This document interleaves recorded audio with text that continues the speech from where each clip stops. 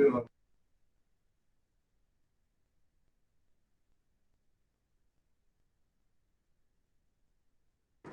back, everyone. So it's time to start our second session on the title Disability and Gender Analysis. For this session, we have our resource person, Ms. Anita Alexander, Lead Inclusive Education CBM, Bangalore. So Madam is having 17 years of experience in the field of education and rehabilitation, and she is working for promoting inclusive education in regular schools and focusing on developing special schools to act as a resource center for inclusive education. She is also working with a few government educational departments in terms of capacity building of teachers and promoting inclusive education in government schools also. She also have presented papers on inclusive education at national and international conferences and also in workshops. We are fortunate to have you here, ma'am, as resource person. Thank you so much for joining us. And without taking much time, over to you, ma'am. Thank you. Hope I'm audible. Yes, ma'am, you're audible. Yeah. So thanks to the NIPMET team for having invited me as a resource person for this webinar. I will be presenting my screen here.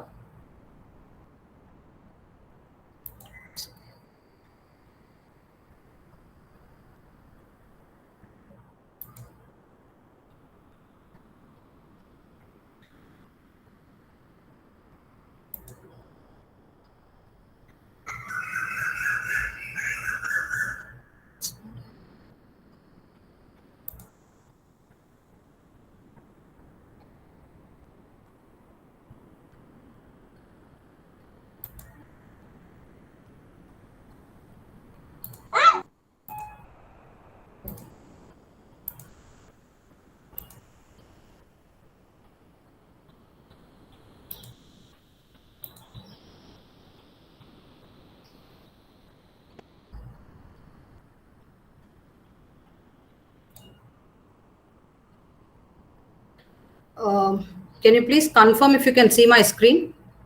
Yes, yes. The presentation? It is visible, ma'am. Yeah. Okay. So I'm from an organization called CBM, and CBM is an organization working in India for more than 50 years and internationally more than 100 years. And we work on disability and development. That's our basic work. And we don't implement projects directly, but we work with partners in around 26 states. And through our partner projects, we implement programs. And disability is something which we try to promote in all our work, namely health, education, livelihood, like disaster preparedness, accessibility, and all of it. So this is just a background of CBM.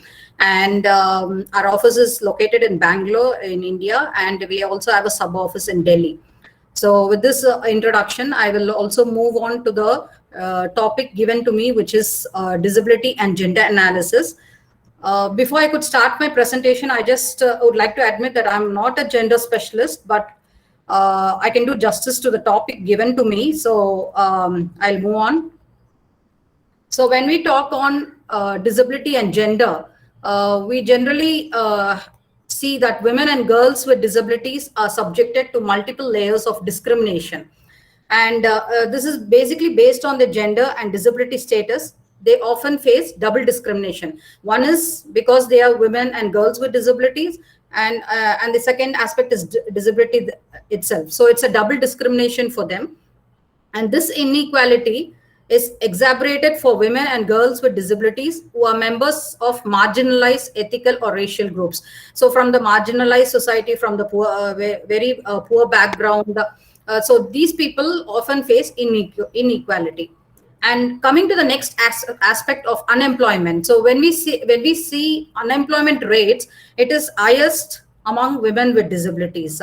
So the United Nations estimates that 75% of women with disabilities are unemployed, and women with disabilities who are employed, they are often earning less than their male counterparts. And also compared to women without disabilities, it is still less for women with disabilities. So this is also done through a survey by the UN. And women and girls with disabilities, they often face disproportionately high rates of gender-based violence. So my previous speaker touched upon that. So when we see on violence, sexual abuse, neglect, maltreatment, exploitation, it is more seen among women and girls with disabilities. And studies show that women and girls with disabilities are twice as likely to experience gender-based violence compared to women and girls without disabilities. So here itself, we see a analysis between the women and girls with disabilities and without disabilities, that women and girls with disabilities are experiencing more gender-based violence. Now coming to CBM standard on gender equality. So as I said, we focus on disability and we also believe in equality. So CBM is committed to rights and equality for women, men, girls, and boys in all our programs, ensuring equal value, participation, and decision making by all, and addressing all forms of violence, discrimination, intimidation, and exploitation for women, men, boys, and girls, so that they can fulfill their aspirations. So in most of our programs, if you see, like almost everything, we try to see that gender and disability plays an equal role. Like we give more priority for women with disabilities, girls with disabilities. When we take our education programs, we ensure that girls with and without disabilities are enrolled in schools, that they are not dropped out of education. And also in the self-help groups which we form, we ensure that women with disabilities are given priority. In organizations of persons with disabilities, we ensure that women with and without disabilities are also part of these groups. So in all our programs, we ensure equal value, participation, and also decision making. So it's not only at the planning stage that we involve them, we also involve them in the planning stage, the participation of them, and also any decision making, we also keep them involved.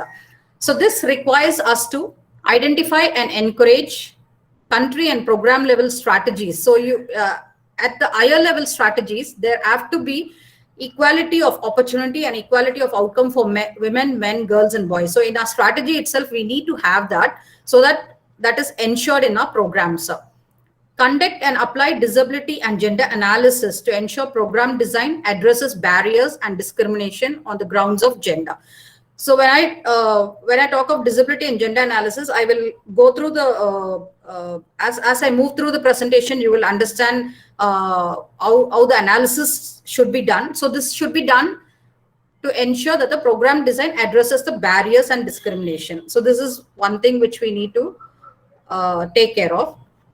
The next thing is collect and analyze disaggregated data by sex, age, and impairment, and promote partners and governments to do the same. So what we do in all our programs is not that we just collect a participant list and just keep it for a records. May I request the participants to please mute your microphones? Yeah. So when we collect any participant list or any data on programs, what we do is we collect the participant name, the sex, the age, and also the disability.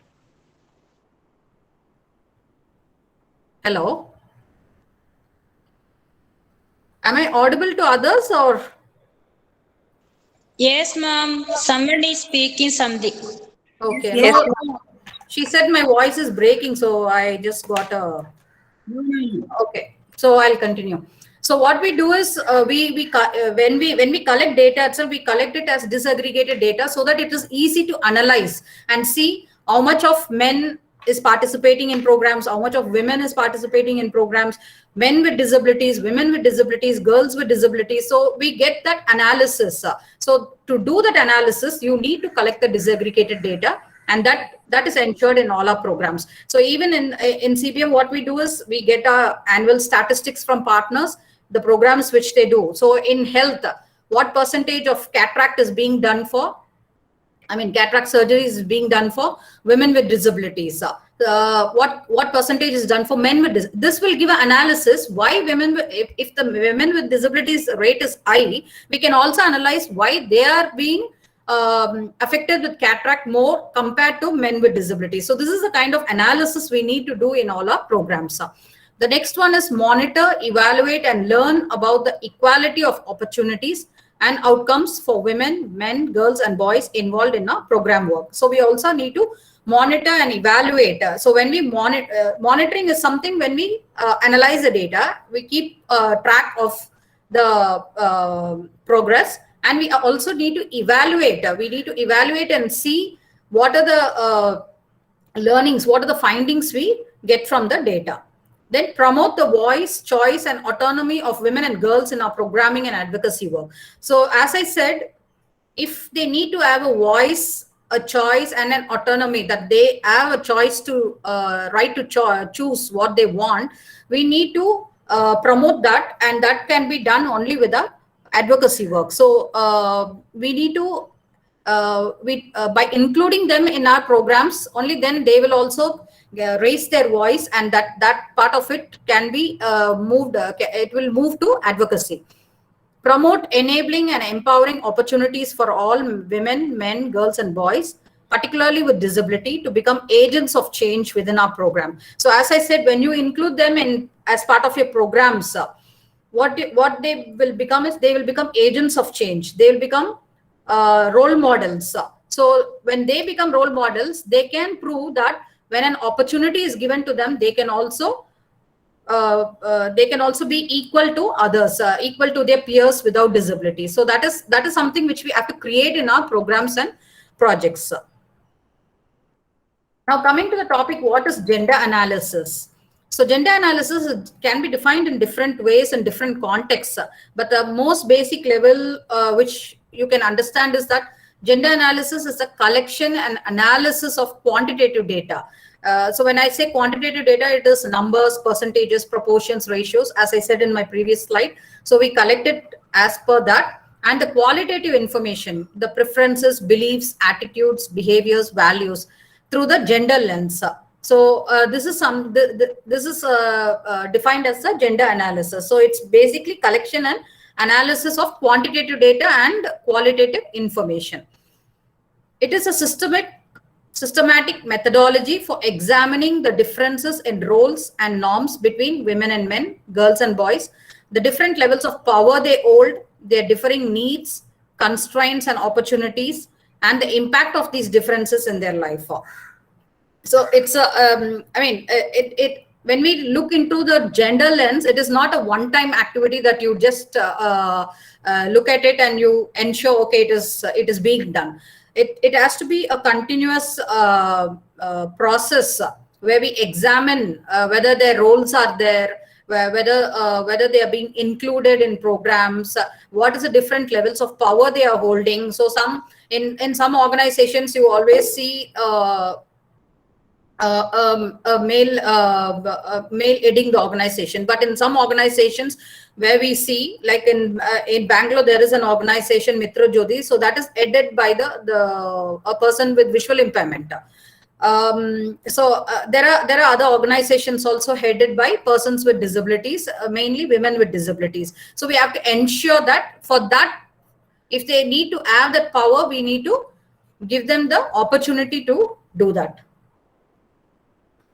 Now coming to the toolkit, so CBM, we have designed a disability and gender analysis toolkit. So the purpose of this toolkit is to help us walk the talk. So by us talking that gender equality is required, disability should be given preference, it will not. We have to walk the talk. So whatever we are talking, we should try to implement it. We should see whether it is being put into practice.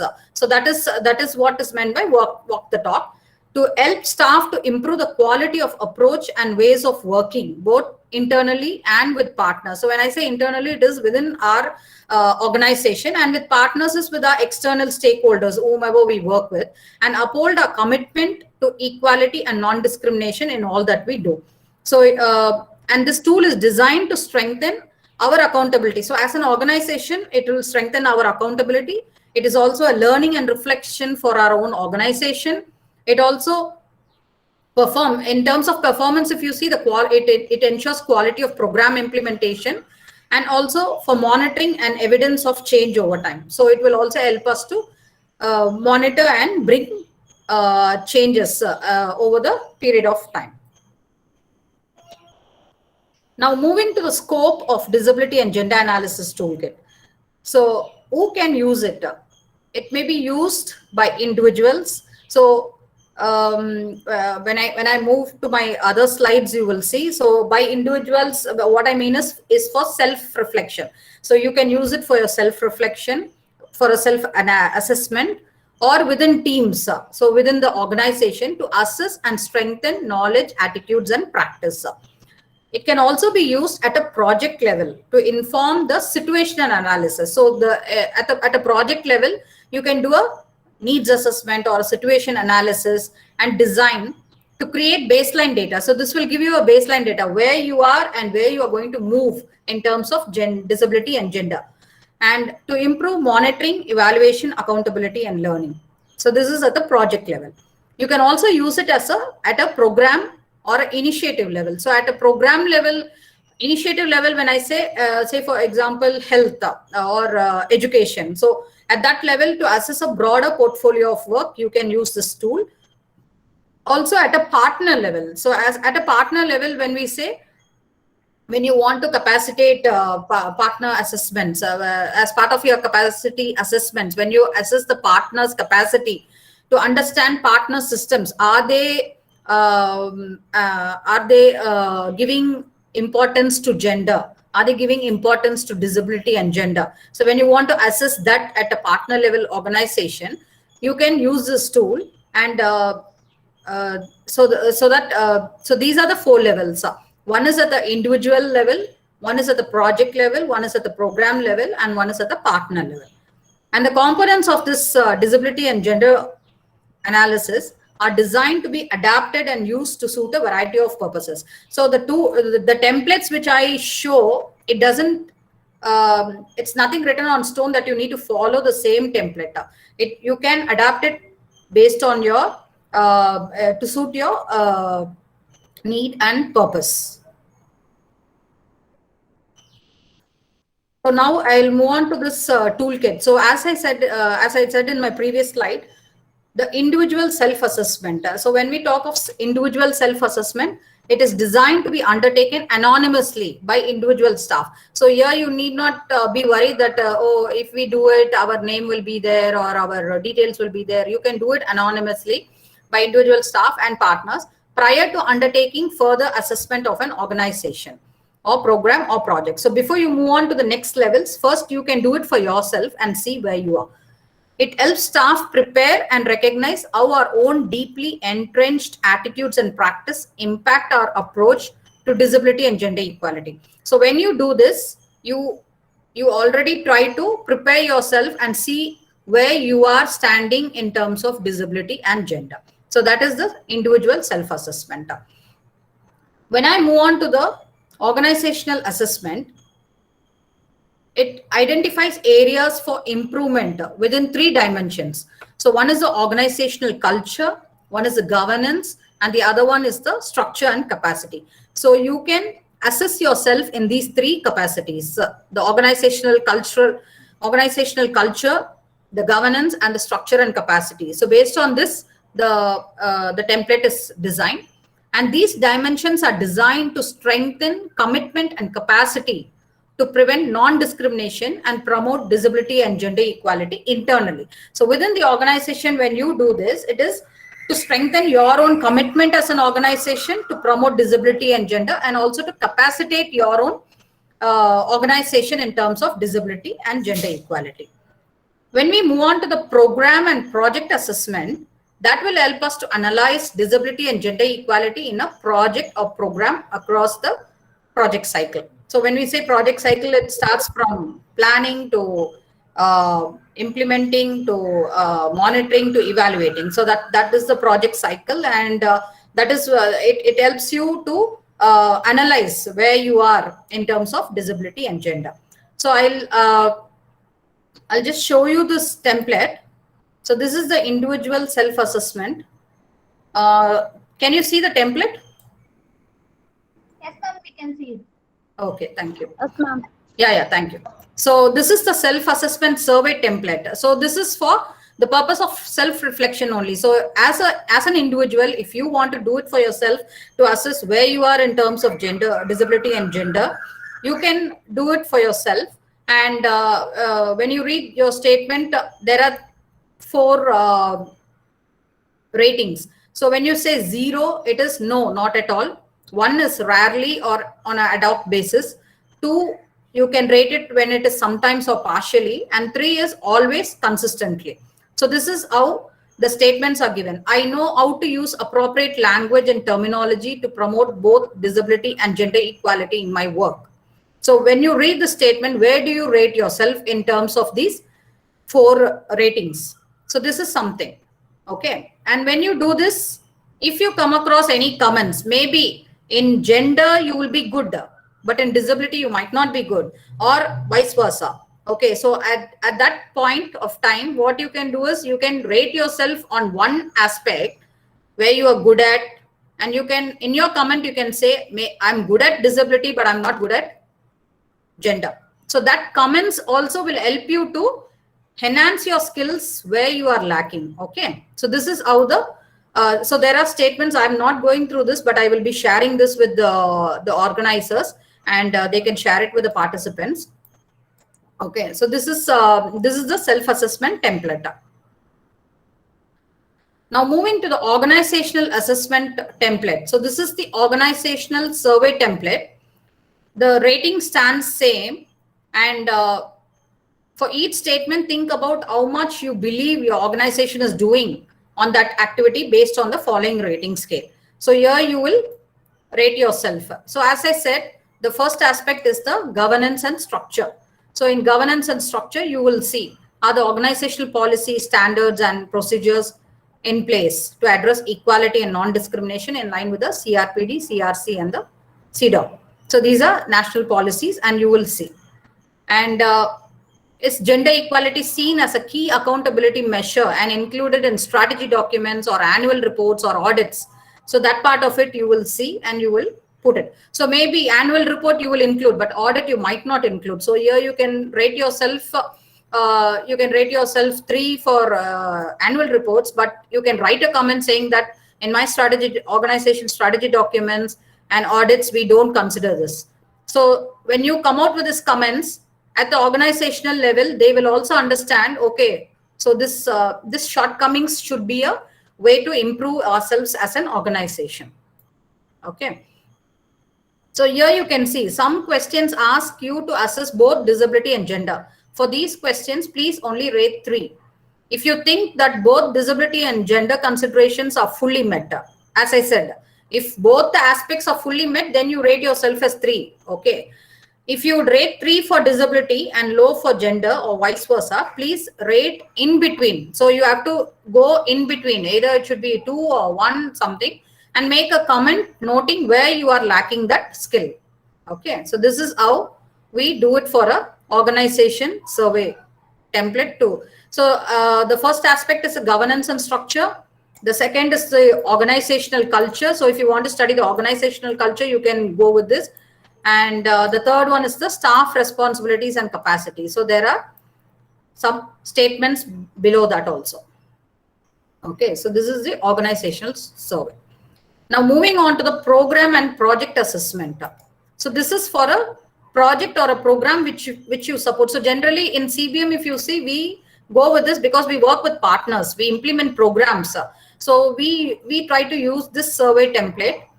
Okay, and here if you see the project cycle, I said, no. So here design and planning is the first thing. So here we have some questions where we can assess. Then the second is implementation, monitoring and learning. So that is the second aspect which we can learn in the project cycle. And the third cycle is the evaluation part of it. See, even when we do a program evaluation, an evaluation of a program, we have to see, do evaluation teams include women and men with disability with diverse lived experience, which means a person with disability who's living their life, are they part of the evaluation team?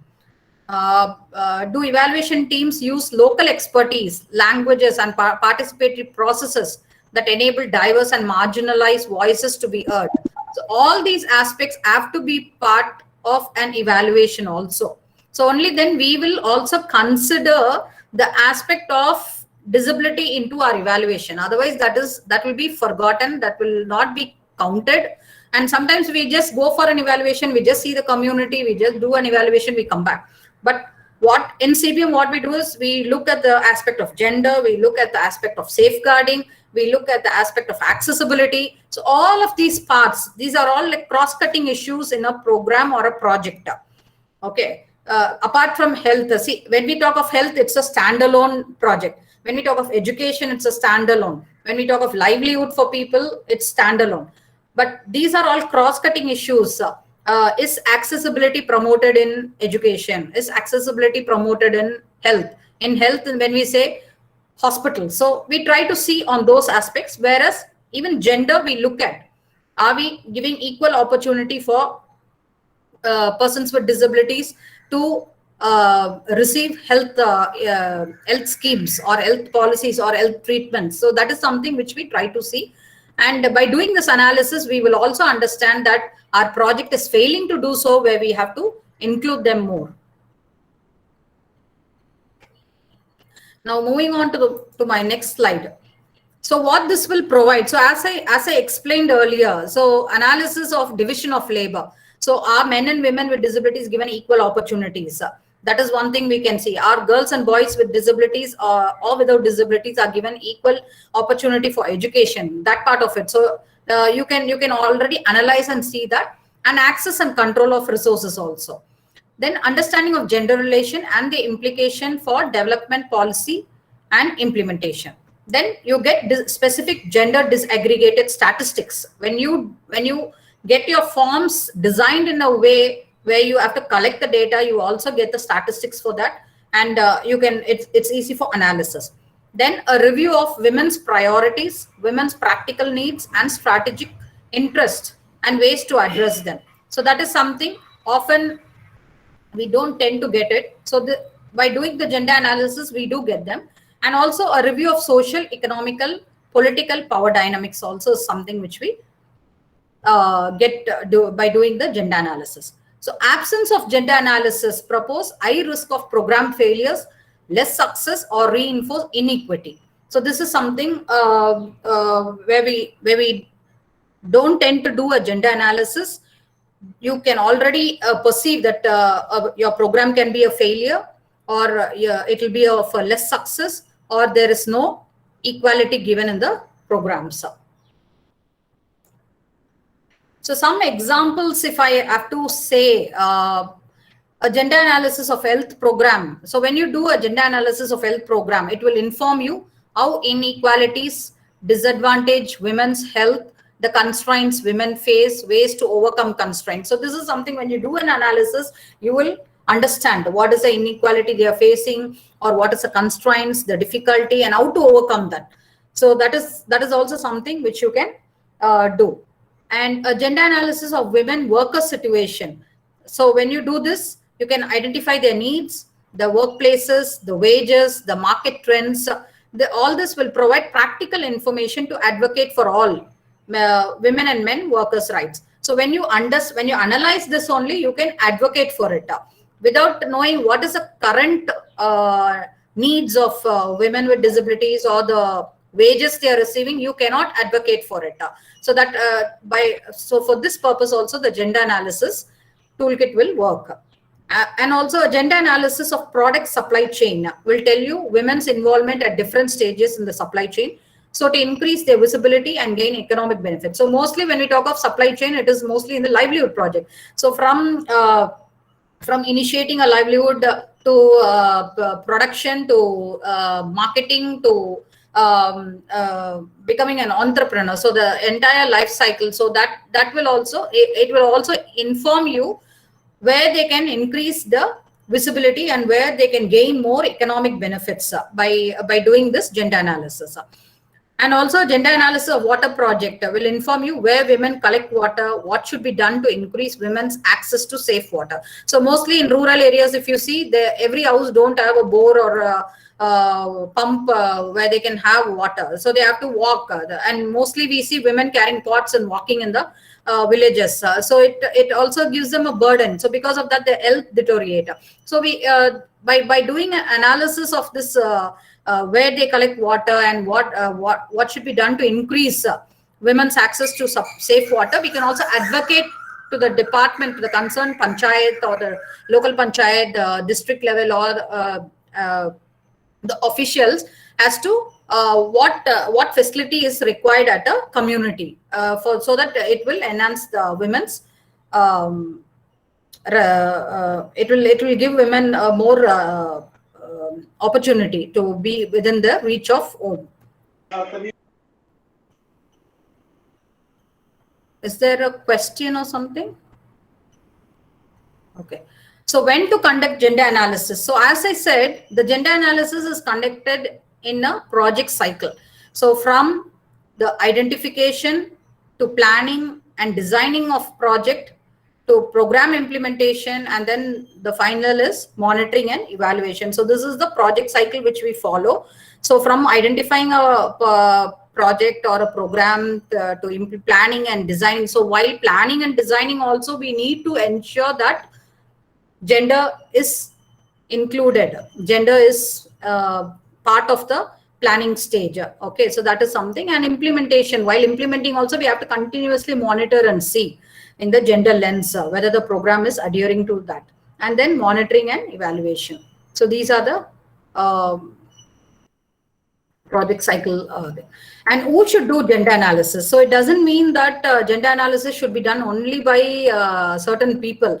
So the government can do it, the policy makers can do, donors can do for their programs, program managers can do it for their own program which they are running, the development staff, or even the field workers can do it. So I mean, like the gender analysis toolkit, once it's understood, anyone can do it to understand where they are and where they need to improve. So this is basically why we do the gender analysis. And when we do gender analysis, it should be participatory, involving all the key stakeholders from the field where the intervention is to take place. So when we do a gender analysis, say for an organization, it doesn't mean only the head will sit and start filling the template. They should involve your department heads, few staff from the departments, even from the field workers level, few staff can be added. So it should be a participatory. And when I say participatory, you should also ensure that people with disabilities are also included as part of this analysis. So that is when we say it is a complete participatory approach. So here we have 4-step process that need to be undertaken for a disability gender analysis. So the step 1 is reading the guidance and planning your disability and gender analysis. Okay. Step 2 is to gather the information via the assessment survey. So assessment surveys I've already shown you. So through that, how do you gather the information? When we talk of step 3, it is to discuss and validate findings with key stakeholders. So once the survey forms are filled and everything, you have to discuss and validate the findings. And step 4 is plan your follow-up and action. So it is basically you are coming out with an action plan. So this is again a process. You cannot just plan your you do your step 1 and then just leave it, or you do your step 1 and step 2 and just leave it. It will not work. It's a cycle you have to do. If you're planning to undertake a disability and gender analysis, you have to ensure that the 4 steps are being considered and you take enough time to complete everything, where you come out with a complete action plan, either for yourself or for your organization or for your project or your programs. So here I will just tell you, like step 1, it is reading and planning the disability gender analysis. So when we say reading and planning the disability gender analysis, here the first one is considerations for planning. So what you need to consider for your planning. Okay. So one is the resources. So when we talk of resources, do you have the staff time? You have to consider the staff time. You have to see the availability of internal and external expertise. You need to have gender experts to do this. It is not that anybody can do it. At least in a group of in a team who's going to undertake the disability and gender analysis, there has to be a gender expert. Okay. And also, as I said, you have to include disabled people's organizations. When we say disabled people's organization, it's an organization started by the persons with disabilities, and they also ensure that their rights are fulfilled. They advocate for themselves. So that is where we call them as disabled people's organizations, or we say it as organizations for persons with disabilities, but now the term is changed. We call it DPOs. So it is disabled people's organization. And also some of the women's organization, you will have to see whether you can include them as part of the disability gender analysis. Now coming to the timing. So when we say timing, it can be conducted at any time. Okay, you can say like, okay, now I'm going to plan for the disability gender analysis, and I'm going to take it over. I'm going to start the process. So it can be at any time with the resources in mind. If you have the resources in mind, you plan for the disability gender analysis. Okay, and it is important to be realistic. It has to be realistic from the start, and how much data can be collected and should be collected is something which you need to keep in mind. It is not that just you just collect. You need to understand, okay, is this my, when we do research and all, we say, okay, we go with 250 families or 300 families so that we get a good analysis. So you have to decide for this also. What is going to be, how much data and how much should be collected and for what purpose. So that is something, it's basically like a research only. Okay. So that is something which you also have to keep in mind when you do the data collection. Okay. So that is that part of it is for the resources, timing, and data collection. Now, when you come to the choosing and orienting the facilitation team, so generally, ideally, the disability gender analysis should be led by a team of 3 to 4 people. Okay, not more than that. Where this will include 2 lead people. So among the 4 people, 2 will be the team leaders who are experienced on gender and disability issues. So you have to ensure that 2 people at least are good at gender and disability issues. And where possible, women and men with disabilities should lead or participate in the team. So that part of it you should ensure. When I said participatory, you should always ensure that women and men with disabilities are also part of the evaluation analysis team or the facilitating team. And the team, when you form, they should have the following skills. They should have experience working on gender issues and disability issues. They should have the knowledge of participatory methodology. So they should try to have a participatory methodology where they will try to include people within the community for discussions. Okay, so that is something which they have to have, and also experience and knowledge of the local area or the region where you're going to do the analysis, and fluency in relevant languages. So this is something when we form a team, we ensure. So these are part of the like what we say. We come out with the terms of reference. We say these people have to have all this. So this is like, these are the skills these people have to have in the team. Okay. And when you have 3 to 4 people, you also need to ensure that who's going to be the documenter. When I say documenter, report writer or note taker, whatever so that is something. And also you should ensure that an interpreter, a sign language interpreter or something, because if you're going to do an focus group discussion with a person with hearing impairment, you have to have a person with sign language, who knows sign language, basically an interpreter as part of the team. Okay, so only then it will be, I mean, you will also, your analysis will also include persons with hearing impairment, and that will also become a participatory one. So this is something to do with step 1.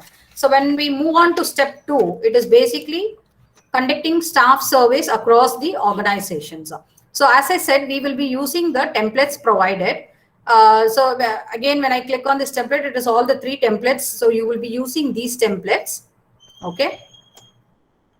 So these are the templates which you will be using. And as I said, you can adapt based on your needs and you can use it. Okay.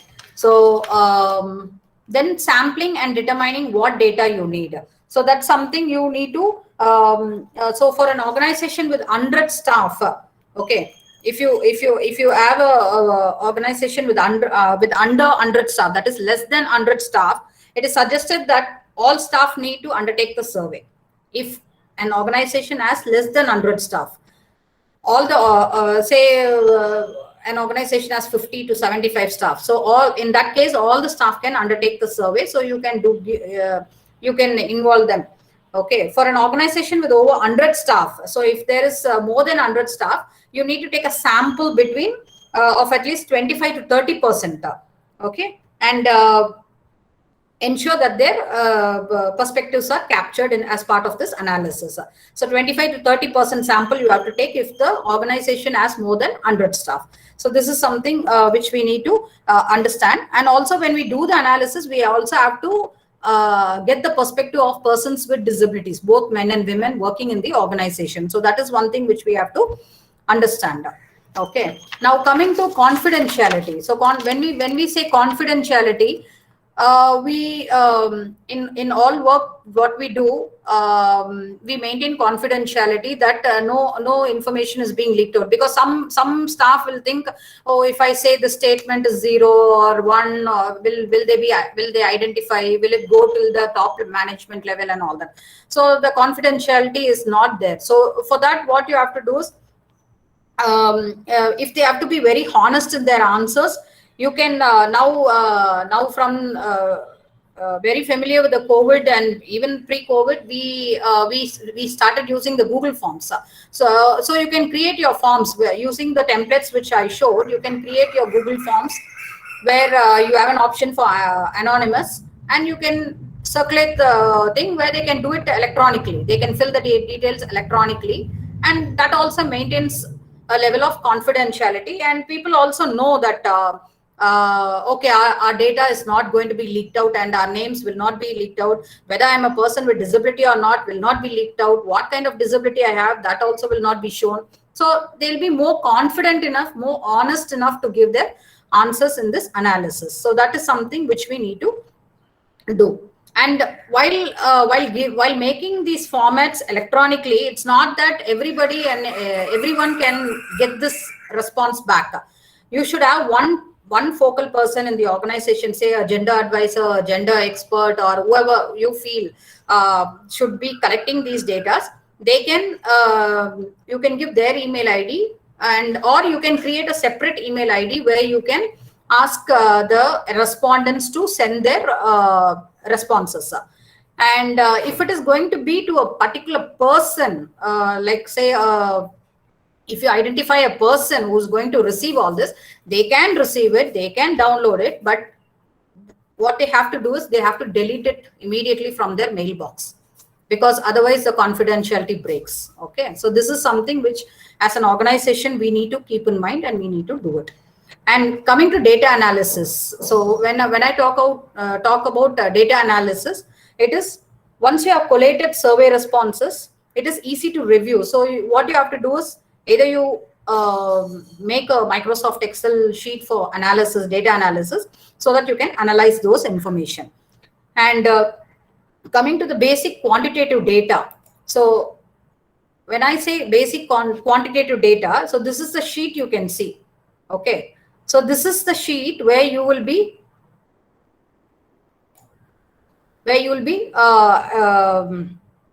comparing your data. So number of surveys. So say if you have done 50 surveys, so 50 surveys you will get. and then the total score. So as I showed in the previous templates, there are certain statements, like 8 statements under governance and structure, and then you have under organization and culture. So here what you do, your total score. So when I say 8 statements under governance and structure, the highest score is 3. So 8 3 is 24 per survey. Okay. So you will understand the maximum score is equal to 24 per survey. And the total score divided, whatever the total score you have received from a person, say for example 20 you have received. So 20 is your total score. That will be divided by the number of surveys. So 50, 20 divided by 50. Again you divide it by 8. So that will be your rating per domain. Okay, so that is how we analyze and put the rating. So this rating will make you understand as an organization level or as in a project level, where do you stand in terms of disability and gender. Okay, so to compare your data on a very basic quantitative level, you can add up the total. So as I said, you use that sheet and you try and do it. First you try for yourself, use the self-assessment, you try doing it for yourself, and you try to calculate for yourself and see where you are. Okay, so you take the, if you have a very few unusual survey scores, say if you are getting very high scores or very low scores, this may distort the average. So in this case, what you do is you look at the median score for each domain. So you look at the median score, and for this you rank the scores for each domain from lowest to highest, and the score in the middle is the median. So this requires a little bit of statistical work where you'll have to sit and understand where you're getting very high, where you're getting very low, and where you need to take the median score, so that you will analyze your data as in where you can analyze your disability and gender aspect for an organization. Now coming to disaggregated and qualitative data, so that's also like it should be reviewed and it should be analyzed. As I said earlier, it should be analyzed, and then you have to also share the results. So once the surveys are complete, it is important that the results are shared with staff in the organization. So if you're involving all staff, or if you're involving the sample of staff, depending upon the size of the organization, you will have to share the results as well. But before sharing the results with the staff, you need to share it with the senior leadership. Prior to sharing with staff, you need to share it with the senior leadership, so that they will first understand as an organizational level where we are and where do we need to improve, and then it can also go to the staff level, because staff can see the results at each step of the process, and then they can also ensure the ownership of subsequent actions which is going to be taken as an organization. So this is at the step 2 level. Okay. Now step 3, what will you do is discuss and validate findings. So here you have preparation and participant selection. So when you prepare and so the disability gender analysis facilitation team. So as I said, in the team there has to be 3 to 4 people. Okay, so they should together decide how many focus groups should be held, who will facilitate, and who will take notes. So this bifurcation has to be done before getting into the field. So if there are 4 people, who is going to take the interviews, who is going to take the notes, and who is going to conduct the, who is going to facilitate the entire process. So that part of it should be very clear. Okay. And and the next is then the surveys will be done in the field, where it can be a focus group discussion or a community discussion, or like one-to-one discussion, where you also ensure persons with men and women with disabilities are also included as part of your respondents. Okay, so you do that, and then once you finish your this thing, I mean the preparation and participant selection, you do the you will present the survey results and generate discussions. So for this, you have a format where, see, step 1 and 2 are complete, and step 3. So here the purpose is to uncover further insights about perception of staff and additional information about survey result. So in third step, you will be sharing your survey result. Okay, so you need to share your survey result as to where you are, and mainly you will be asking these questions. So while sharing the survey format, survey result, you will be asking what results are in line with your experiences at this organization, which results surprised you, what do you recommend that the organization or program do to build on its existing strengths. So these are certain questions which you can discuss and come out with. Okay, and then you summarize and prepare the report. Okay, so this is at the stage 3 or step 3, and step 4 is the action plan. So here you have to come out with an action plan. So this step 4 should be done in a workshop mode.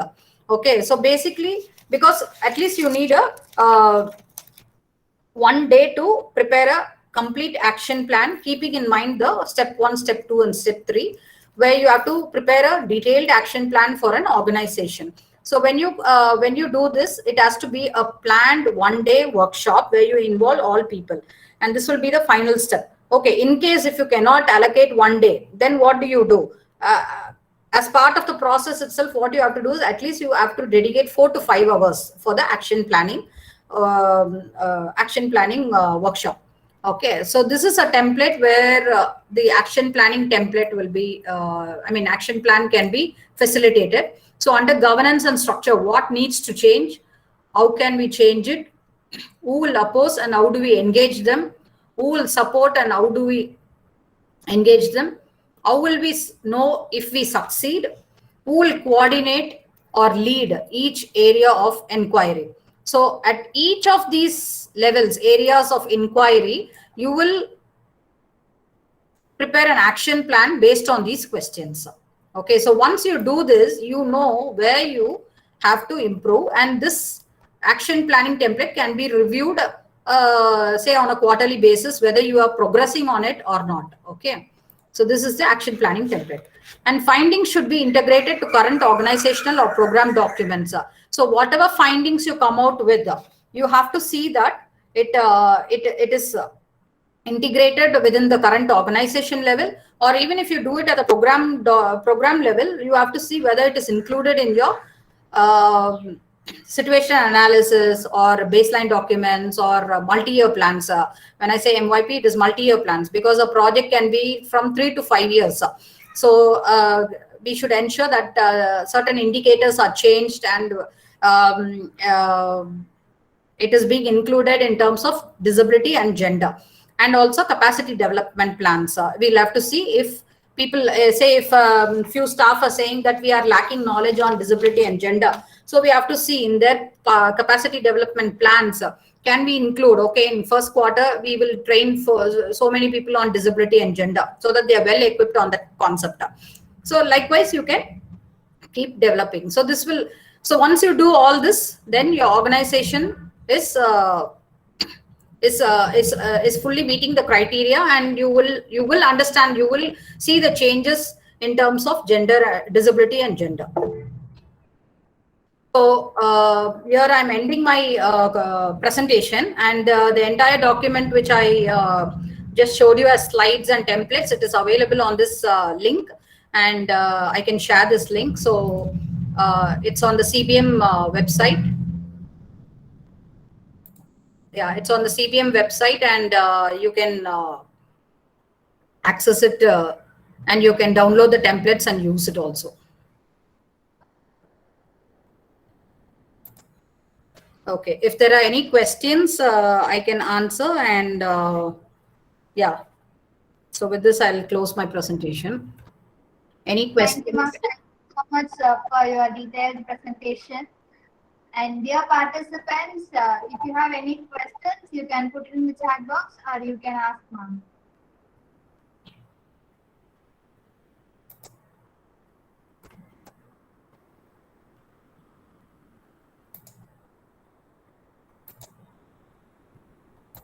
Ma'am, participants have asked what the expansion of CBM and GDA. Okay. CBM is it stands for Christopher Blendon Mission. So it's our organization full name, but we generally don't use that now because it was started by Pastor Christopher, and it was focusing for people with people with visual impairment. And now we call it visual impairment. Earlier, blind people. So Blendon we named it. So it is Christopher Blendon Mission, but it is just CBM. Recently it is called as CBM. That's one thing. And GDA is I've already given in my slide. It's for gender and disability analysis.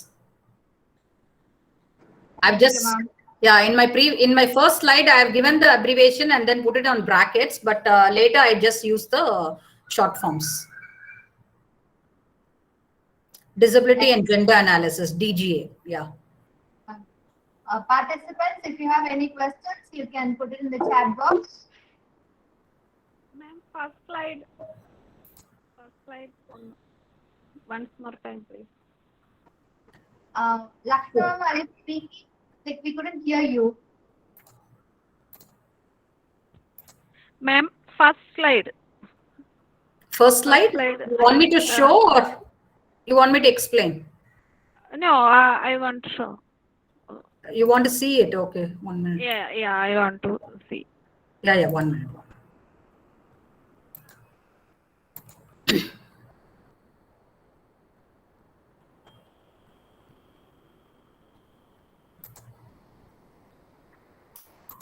Can you see it? This is the first slide. Can you see it? Yes, ma'am, it's visible. Yeah, this is basically talking about disability and gender, where women and girls with disabilities are having multiple layers of discrimination, or because of their disability, being one side disability and also women or girls with disability, it's a double discrimination. So this is what I wanted to touch upon. And coming to the employment rate also, it is understood that women with disabilities are receiving less than compared to male and also women with without disabilities. So that is also something. So to fulfill all this, what we have to do is we have to become advocates. To become advocates, you have to first analyze and see where we are and what we want to improve in terms of gender and disability, or disability and gender. Then only you can advocate. Without any analysis, without any results or findings in your hand, you cannot just go and ask the department officials or anybody. Even in an organization as CBM, what we do is we ensure that our first priority is given for women with disabilities to be recruited in an organization. Okay, then only comes other category like women without disabilities or men. So we give persons, generally persons with disabilities, preferably women. We give them the opportunity for recruitment, and we also even heading the higher positions and all of it, we give preference for women. Our organization in India, our country director, Dr. Sara Wagi, she is an ophthalmologist, but she heads our organization. And at every managerial level, you see there are women heading the units or the departments, which I should say. So we give, as an organization, consciously you have to ensure that women are given preference. Or even in education, even when we work with project partners, what we tend to say is, compared to in our statistics, we see whether how many boys are there, how many girls are there, how many girls and boys with disabilities are there, and we raise the question why girls with disabilities are less. So what can we do for that? Can we do a community mapping? Can we see how many girls with disabilities are dropped out from schools? Can we advocate for that? Can we talk to the education department? Can we give some schemes for them? Generally, if you see girls with disabilities, they don't go to school only because of safety aspect. Toilet, there's no toilet in the school, or otherwise at home they are being asked to take care of their siblings. So mainly because of these reasons. So only when we understand the reason, we can advocate and we can say, no, you give them schemes. You give them, if girl children are going to school, you give, just inform that they will be receiving so much. Now, even in the government of India, they have given schemes for girls, single child or maximum 2 children. You can save that scheme is there. I'm not getting the scheme name, but the scheme is there where in the passport, I mean, like a post office or bank account, you can open a account for your child and you can save money when they attain 18 years or so, where they go for college, or it can be used for the marriage. Already they have their savings. So parents consciously, they start saving for the children, and they start saving for the girl children especially. Otherwise, early marriage and all this happens, and children are just dumped into other things. So to avoid all this, we need to do the analysis and see. So that is what basically in this slide I have put the content.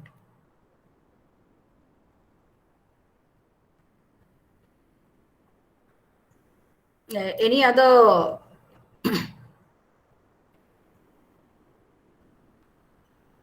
Thank you, ma'am. Yeah. Participants, if you have any other questions, you can ask ma'am now, or you can put it in the chat box. Ma'am, can this toolkit be used for research purpose by researchers? You can use it. You can also adapt it to your needs. If I mean, using this as a base, you want to adapt it, you can adapt it. And ma'am, is this toolkit available in all the languages, regional languages like? No, as of now, it is in English because we have not translated to local language. But if you want to use it for your purpose, for your research purpose, you can translate it. We have still not translated it to, because this was just published in it was in a working document until 2020, and only in 2021 we released this document. So we have not yet gone for translations. Okay.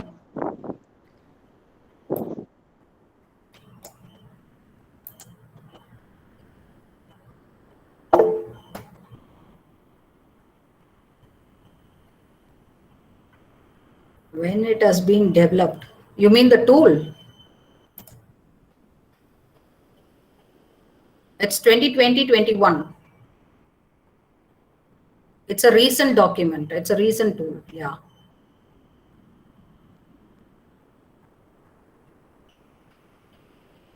See, internationally, our office has used it with some of their programs. So it has been validated. It has been validated many times, and then finally this tool has been released.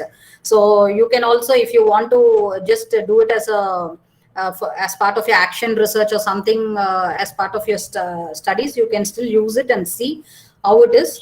And if you come across anything, also you can let me know so that we can also improve the tool. If you find difficulty somewhere, if you think certain things needs to be improved, you can do that. But as of now, it is validated and released.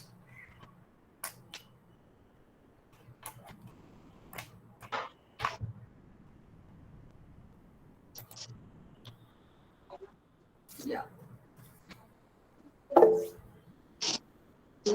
Yeah, link I will share it. I can share it with Rajesh sir and or with NIPMID, and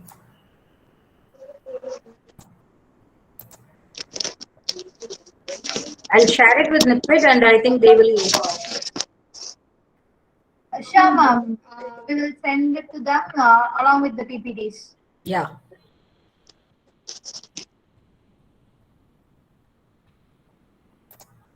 Dear participants, if you have any more questions, you can put it in the chat box or you can ask.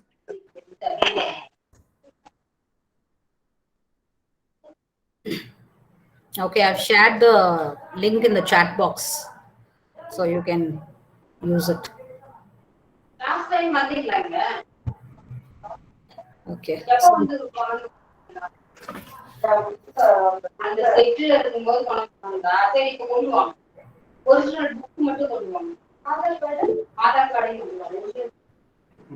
Ma'am, I think there's no more questions. Okay. Shall we end up the session, ma'am? Yeah, fine. Thank you, ma'am. Thank you so much for spending your valuable time here with us. And ma'am, again, someone asked this abbreviation for CBM and GDM. No, it's not DGM, it's DGA. It is disability, I'll type it, disability and gender analysis. Okay, CBM, please don't use this full form. I'm only telling you. Christopher Blendon Mission, formally. Okay, ma'am. Thank you so much. And we are really fortunate to have you here and looking forward for further collaborations in the future, ma'am. Thank you. Yeah, thank you. Thanks to all the participants and thanks to the organizers and also the director, registrar and the conveners who have invited me to be the resource person. Thank you. Thank you so much. Thank you, ma'am. And dear participants, next session will start by 2 p.m. So I'm requesting everyone to join us by before 2. Okay, thank you, ma'am. Thank you. Okay, thank you, ma'am. Thank you, ma'am. Thank you, ma'am. Thank you, ma'am. Thank you, ma'am.